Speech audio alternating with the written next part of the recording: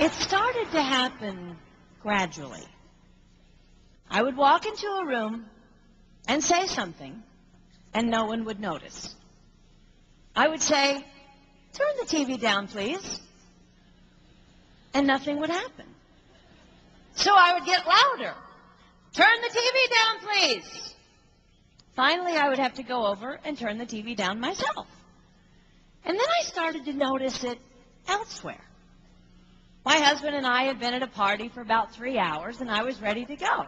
I looked over, and he was talking to a friend from work, and I walked over, and he kept right on talking. He didn't even turn toward me.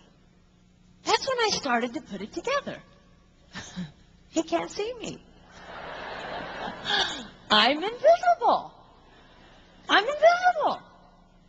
Then I started to notice it more and more. I would walk my son to school, and his teacher would say, "Jake, who's that with you?" And my son would say, "Nobody." Granted, he's just 5, but nobody? One night, a group of us gathered, and we were celebrating the return of a friend from England. Janice had just taken this fabulous trip, and she was going on and on about the hotel she stayed in. And I was sitting there looking around at the other women at the table. I'd put my makeup on in the car on the way there. I had on an old dress because it was the only thing clean, and I had my unwashed hair pulled up in a banana clip, and I was feeling pretty darn pathetic. And then Janice turned to me, and she said, "I brought you this." It was a book on the great cathedrals of Europe. I didn't understand. And then I read her inscription. She wrote, "With admiration for the greatness of what you are building when no one sees." You can't name the names of the people who built the great cathedrals. Over and over again, looking at these mammoth works, you scan down to find the names, and it says, "Builder, unknown, unknown, unknown." They completed things not knowing that anyone would notice. There's a story about one of the builders who was carving a tiny bird inside a beam that would be covered over by a roof. And someone came up to him and said, "Why are you spending so much time on something no one will ever see?"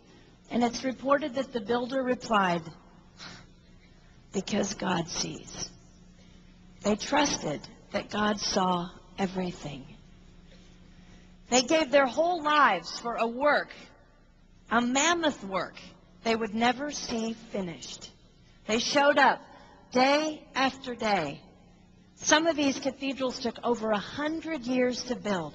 That was more than one working man's lifetime. Day after day. And they made personal sacrifices for no credit. Showing up at a job they would never see finished, for a building their name would never be on. One writer even goes so far as to say no great cathedrals will ever be built again because so few people are willing to sacrifice to that degree. I closed the book, and it was as if I heard God say, "I see you. You are not invisible to me. No sacrifice is too small for me to notice. I see every cupcake baked, every sequin sewn on, and I smile over everyone. I see every tear of disappointment when things don't go the way you want them to go. But remember, you are building a great cathedral. It will not be finished in your lifetime, and sadly, you will never get to live there. But if you build it well, I will." At times, my invisibility has felt like an affliction to me. But it is not a disease that is erasing my life. It is the cure for the disease of self-centeredness. It is the antidote to my own pride. It's okay that they don't see. It's okay that they don't know. I don't want my son to tell the friend he's bringing home from college, "You're not going to believe what my mom does. She gets up at 4 in the morning and she bakes pies and hand bakes a turkey and she presses all the linens." Even if I do all those things, I don't want him to say that. I want him to want to come home. And secondly, I want him to say to his friend, you're going to love it there. It's okay that they don't see. We don't work for them. We work for him. We sacrifice for him.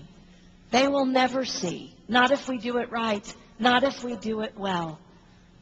Let's pray that our work will stand as a monument to an even greater God.